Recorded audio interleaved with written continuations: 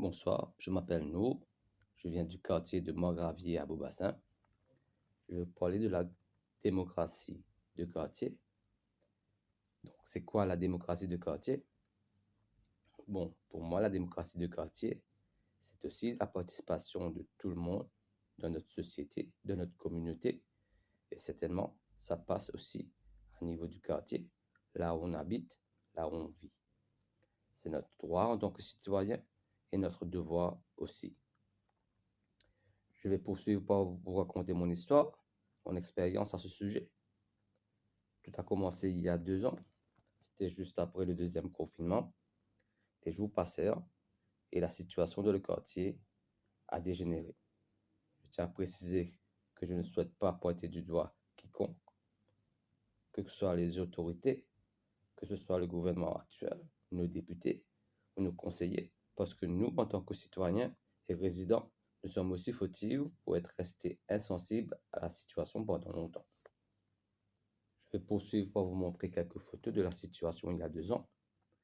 École inondée par les eaux d'égout, trottoir dans de mauvais état, une dizaine de fuites d'eau, une dizaine de lampadaires défectueux, complexe sportif inutilisable, des cas de vol, des visiteurs indésirables tels que cueilleurs de fruits saisonniers, manches en ferraille, cassés pause, et personnes pas du quartier. Qu'est-ce qu'on a fait? Donc, on a fait une pétition adressée à la PPS Madame Dorine Tchokori. On a fait un état des lieux de toutes les doléances, fuite d'eau, lampadaires, etc. On a demandé qu'on nous initie à la Neighborhood Watch, qu'on nous initie au recyclage des déchets en plastique, qu'on nous initie aussi au fire drill. Pour la suite, il y a eu des rajouts. J'ai mis ce diapo dans la présentation parce que la pétition n'a été que le départ. Et par la suite, on a eu d'autres doléances, d'autres propositions qu'on a rajoutées au programme. Aussi pour mettre l'emphase sur le fait que quand on commence une liste de doléances, ce n'est pas nécessairement figé et on peut rajouter des items après. En somme, c'est évolutif. Donc ça se passe par l'écoute constante de nos amis, voisins, habitants du quartier. Ces rajouts sont comme suit. Donc une campagne de sensibilisation pour stopper la pratique de connecter des eaux pluviales de toiture dans le réseau d'égout, qu'on appelait Arrête de l'odal dans Ménol. Le community gardening, partage de nos savoirs et nos fiertés, l'écriture de l'histoire du quartier, de nos lieux de culte, mosquées, mandir et temples, une page Wikipédia pour Madame Jacqueline Manic, qui est une très très grande dame du quartier, faire connaître nos artisans tels que Marchand Poutou, Marchand Kolfi Malay, tailleur, coiffeur.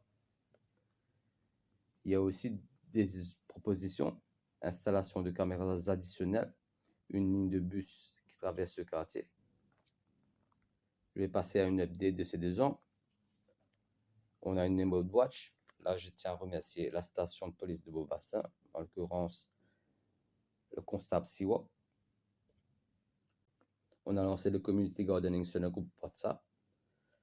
Là, je vais faire mention des partages récents, tels que le compostage, les papayers de Tchatchassiam, le potager d'Antiroubi, les cactus de No, ce sont les miennes, les jardins de Baïkader et l'aquaponie d'Amben.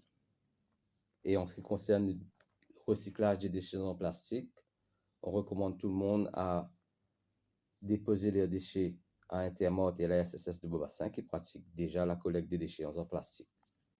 Je vais conclure par une citation de Rumi, poète soufi et PS. If everything around you seems dark, look again, you may be the light.